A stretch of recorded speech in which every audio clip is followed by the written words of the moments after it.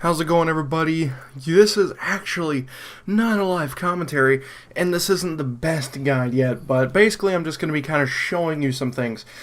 This is the Cauldron Guide. Now, Cauldrons are how you get upgrades to your corruption. I've completed every Cauldron, so I can corrupt nearly every machine. So, they are very useful. And some of them can be a little difficult if you don't know what you're doing. So if you haven't gone into a Cauldron yet, once you go into one of them, you've basically gone into all of them. They're just a little bit different each time with harder enemies.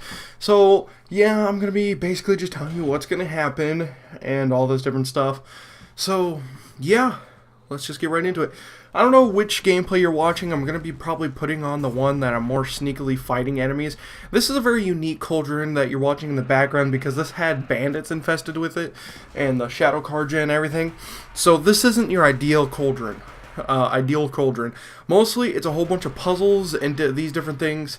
And basically you want to stealth the whole thing, or you're going to be fighting a lot. And this is where you also get introduced to some new creatures.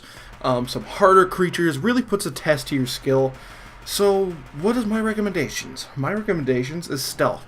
If you can stealth the whole thing and only have to fight the final boss, you will feel so much better about yourself, and it will save you a lot of resources and a lot of time, because some of the creatures you'll end up fighting, you'll have to fight stalkers, sawtooths, ravagers, all the time.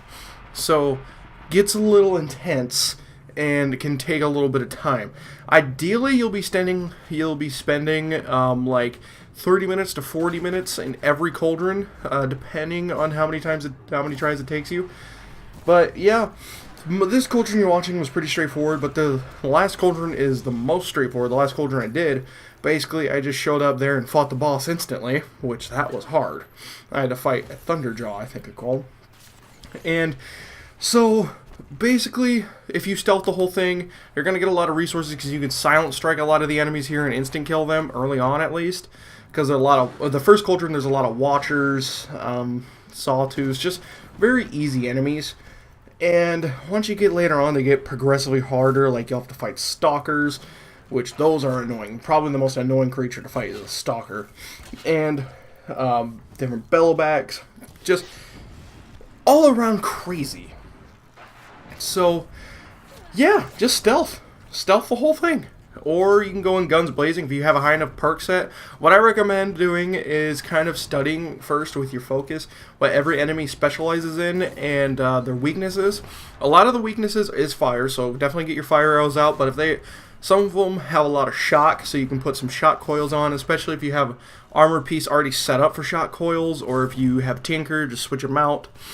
So yeah. That's basically my guide, because Cauldrons are kind of hard if you don't know what you're doing, but basically just go in there, always stealth, because they are very awkward, very awkwardly positioned to where the enemies will be able to hear you and sometimes see you before you can even know they're there. So always be stealthing to avoid getting spotted by an enemy you had no clue was there, and you pretty much keep your focus on at all times. Always keep your focus on and stand still when you have your focus on. Find out where you want to go, survey the area, then start dashing for it. Alright guys, that's basically it for the Cauldron Guide. I hope you all enjoyed this, and if you haven't seen the other ones, definitely check them out. And yeah, we'll be going on next one. I have no idea what I'm going to be doing it on, probably a weapons guide or something.